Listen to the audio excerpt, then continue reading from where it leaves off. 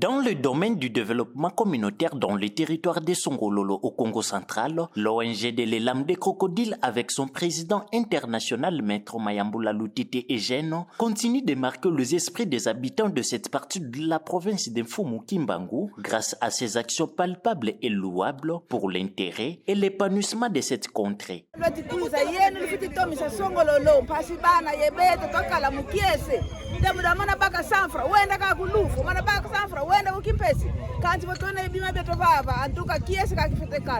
Yeto tata tuzolele pa mayambula wakinavo beki kwa kukizi dika beki tere ya tuzolele ka sala salu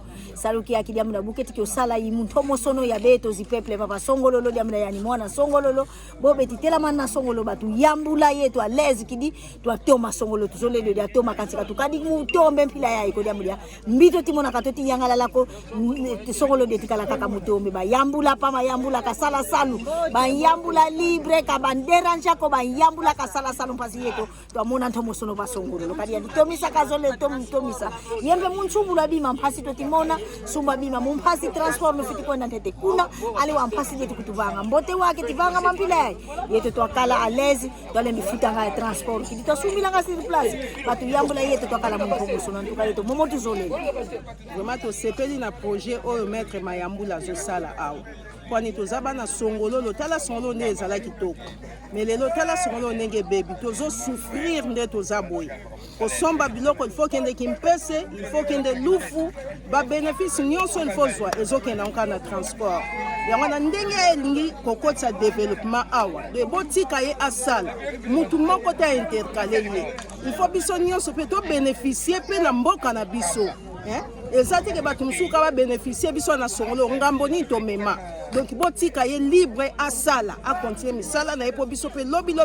bana na biso na bakoko na biso bazala bien. Cette rencontre du dimanche 13 juillet 2025, chapeautée par le représentant de Maître Mayambula Lutete Eugène, le conseiller international de l'ACRO, M. Emedo Nzuzi, visait de discuter des projets ambitieux qui sera initié sur fonds propres de Maître Mayambula Lutete Eugène, notamment la construction d'un magasin, d'une station d'essence, d'une chambre froide, d'un dépôt pharmaceutique et une boucherie. Ces projets visent à permettre à la population habitante de Songololo et des environs de faire leur marché dans cet endroit, ainsi d'assurer le développement économique de cette partie de la province qui n'a pas connu le développement jadis. Face à la convocation donnée à l'endroit de Maître Mayambula Lutete Eugène par le service de l'aménagement du territoire pour la suspension des travaux de rénovation et construction d'un bâtiment qui sera abrité le magasin et autres, la population de Songololo a exprimé son indignation face à cette situation. Elle a expliqué tour à tour sur le développement que va amener ce projet une fois que les travaux seront terminés.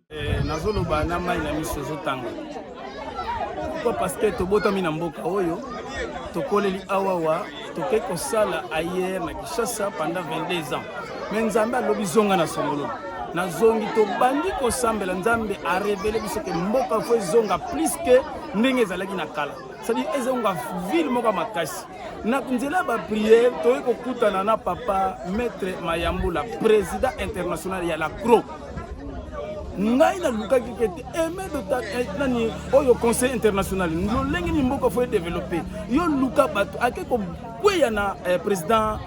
international Maître Mayambula be basali dio baye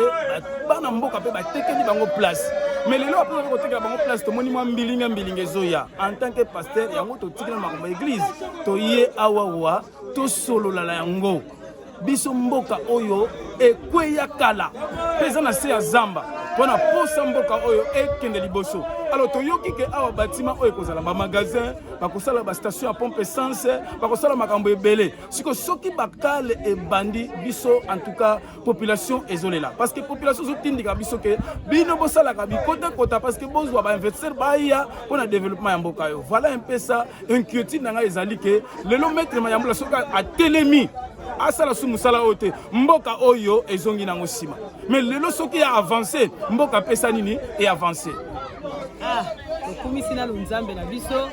tosepelaki makasi tozalaki kokota baretraite tozobondela mpona mboka na biso ya songololo tozolala tolo na se mpona mboka na biso ya songololo mboka na biso ya songololo donc eza vraimen ya kobombama na zamba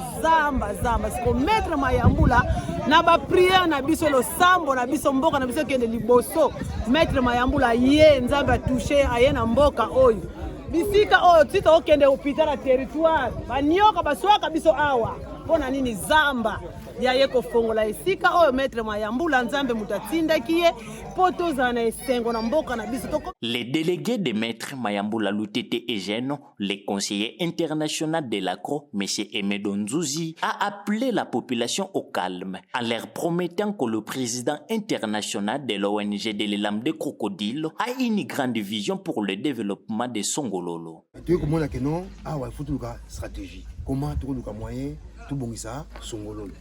C'est comme ça. Association na biso président nango ezali maître Mayambula. Ngana zali conseiller international. Alors on a vendu la zali calcul non.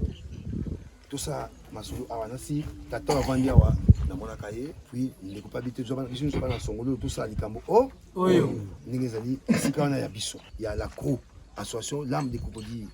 Motema ezaka makasi yango foko bunda motema wana kuna na awa ezali nini magasin ko yawo kuda pe ko yakuna biloko nyoso uta fontaine mutu remo ko ya ye awa to station awa essence na station sombi o titanto ko tia biloko na e benda développer te e benda raté lobby nzira isa mango isa ngoma koma imatene kuiza kwako ba compagnie bani ko ya mboke bongaka te na courant ekokita awa parce que soko bacompagnie kesenga courant tozana baprogramme ya chambre froide kotia awa ezosenga nini courant eyaka te boye te alors yango tozosenga bino bosoutenir biso tozala elongo soki tobi tokutana oye tokutani parce que bino bozali maître Mayambula na papa Aimé Don oyo président international na conseil international nde tozoluka solution ya Songololo. Signalons également que maître Mayambula Lutete Eugène et son ONG de l'Élam des crocodiles sont très déterminés à donner une autre image à Songololo grâce à ces projets de développement communautaire.